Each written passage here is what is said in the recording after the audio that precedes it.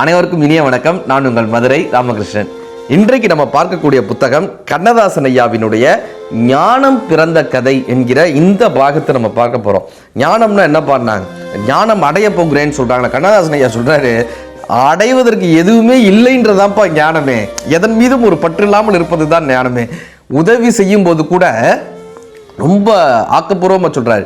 உதவி செய்யும் போது கூட யாருக்கு உதவி செய்கிறோம் என்பதில் ரொம்ப கவனமாக இருங்கள்ன்றார். அவர் சொல்ற ஒரு வார்த்தை, கண்வழி சொரியும் உப்பு கடல் வழி வருவதில்லை. மண் வழி வரலாம், பெற்ற மகன் வழி வரலாம், சேர்த்த பெண் வழி வரலாம், செய்த பழிவரு வரலாம். நான் செய்த கண்ணீர் உப்பு எல்லாம், எனக்கு வந்த கண்ணீர் உப்பு எல்லாம் என்னுடைய நண்பர்களால் வந்ததுன்றார். புரியுதா? அந்த அழுகைன்றது மகனால வரலாம், பெண்ணால வரலாம், இல்லை பழினால வரலாம். ஆனால் நான் உதவி செஞ்சதுனாலே எனக்கு வந்துச்சுப்பான்னாங்க. யாருக்கு உதவி செய்யணுன்றது ரொம்ப ரொம்ப முக்கியம்னு. ஒருத்தர் பழக்கடையில் போய், தள்ளுவண்டி கடை பழக்கடையில் வாழைப்பழம் வாங்க போயிருக்கான். எவ்வளோன்னு கேட்டிருக்காங்க. 220 ரூபான்னாரு. அவர் இவரோட அப்படி பேரம் பேசி இது பண்ணி 200 ரூபாய்க்கு கொடுத்தா கொடுங்க, இல்லாட்டி சரின்னு கடைசியாக 200 ரூபாய்க்கு கொடுத்துட்டேன். இப்போ இந்த வாங்கினான்ல 200 ரூபாய்க்கு வாங்கிட்டு அந்த பழத்தை எடுத்து வைக்கும்போது பக்கத்தில் ஒருத்தர் வந்து, ஐயா சாமி தர்மம் மூடுங்க யான்னு ஒருத்தர் கையை நீட்டினார். பக்கத்தில் ஒரு பிச்சைக்காரர் வந்தார். ஐயா சாமி தர்ம பிரபு தானம் பண்ணுங்கன்னு.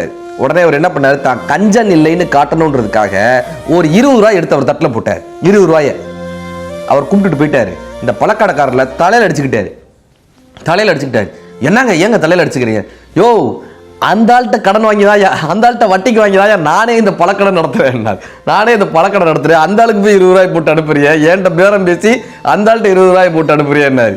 அதனால தான் வள்ளுவர் சொல்லுவாரு, நன்றாற்றுள்ளும் தவறுண்டு பிறரது பண்பறிந்து ஆற்றா கடைன்னுவார். நம்ம உதவி செய்யணும்னா கூட அவர்களுடைய பண்பு என்னன்னு தெரிந்து கொண்டு அதற்கு பின்பு உதவி செய்ய வேண்டும்பான்னு வள்ளுவர் சொல்லுவார். அப்படி இந்த மெய் ஞானத்தை, ஞானம் பிறந்த கதை என்று, இந்த ஞானம் இவருக்கு எப்படியெல்லாம் ஞானம் பிறந்ததுன்ற கதையை ரொம்ப அழகா சொல்லியிருப்பார்.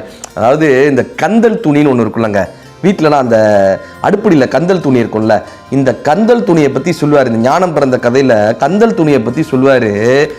கரிசக்காட்டு கழனியிலே கால்கள் செய்த உழவு, இரு கைகள் செய்த கனிவு, குடிசை எரிக்கும் விளக்கை போல இலைகள் 2 வரவு, இது இயற்கை செய்த அழகு.